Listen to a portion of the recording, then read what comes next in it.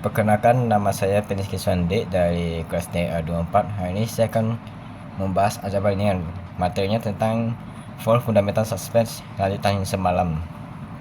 Oke, yang pertama di sini ada makna simbol R, M, dan N. Makna simbol R, M, dan N dalam sistem persamaan linear adalah A, S sama dengan B. A sama dengan matriks conversion berkulat M kali N. Artinya matriks A memiliki M baris dan M kolom. M sama dengan jumlah persamaan atau baris dalam sistem, mewakili banyaknya kondisi yang harus dipenuhi. Contohnya, jika ada 3 persamaan atau baris, maka M sama dengan 3. Sedangkan N sama dengan jumlah variabel atau kolom dalam sistem. Dia mewakili banyaknya variabel tak dikenal yang ingin dicari. Contohnya, jika ada 4 variabel X1, X2, X3, dan X4, maka N-nya sama dengan 4. R sama dengan matriks atau A, yang dimana dia menyatakan jumlah baris tak nol yang saling bebas linear dalam bentuk echelon baris terreduksi dari A. Dengan kata lain, R persamaan independen. Kita masuk ke argumentasi matriks atau AB. Tujuannya itu apa? Ya, tujuannya untuk menggabungkan matriks A dan vektor B menjadi satu matriks atau A, B, agar operasi baris dapat dilakukan bersamaan pada keduanya, sehingga proses perhitungan menjadi lebih praktis dan teratur. Singkatnya itu contoh penggabungan matriks A dan B vektor B menjadi matriks terargumen. Kita masuk ke model A, B menjadi R, D. Ketika kita menerapkan langkah-langkah eliminasi baris biasanya pada A hingga menjadi R, kita juga harus menerapkan pada B. Pada contoh ini kita mengulangkannya baris pertama dari baris ketiga, lalu mengulangkannya baris kedua dari baris ketiga. Hal ini menghasilkan satu baris 0 di R dan mengubah B menjadi ruas kanan baru. 0 terakhir sangat penting. Persamaan ketika menjadi 0 sama dengan 0 sehingga sistem dapat diselesaikan. Pada matriks awal A, baris pertama ditambah baris kedua sama dengan baris ketiga agar sistem konsisten. Hal ini juga berlaku pada ruas kanan. Tujuannya itu untuk apa? Ya, untuk menunjukkan bahwa selama eliminasi baris, setiap operasi pada matriks A harus diterapkan juga pada vektor B agar hasil tetap konsisten. Singkatnya, jika kombinasi baris A dalam A menghasilkan baris 0, maka kombinasi yang sama harus berlaku pada B. Sistem hanya konsisten dan memiliki solusi bila hubungan B1 tambah B2 sama dengan B3 terpenuhi.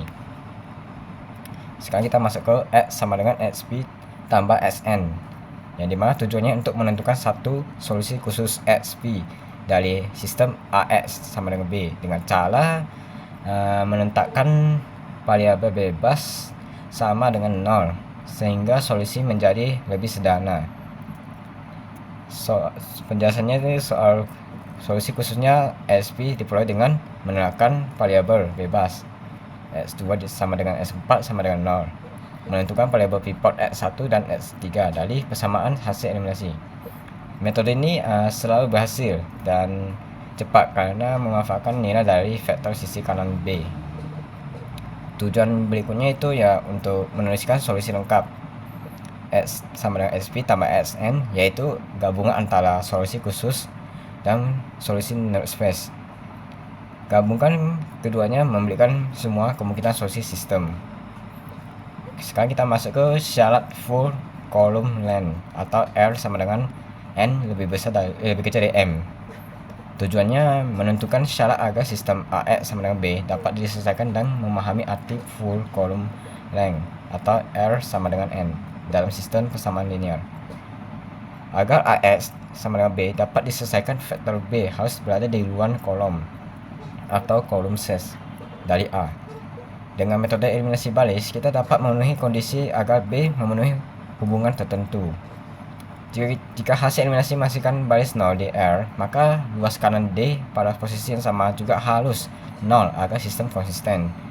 Nah, ketika A memiliki full kolom N atau R sama dengan N, maka semua kolom A adalah kolom pivot.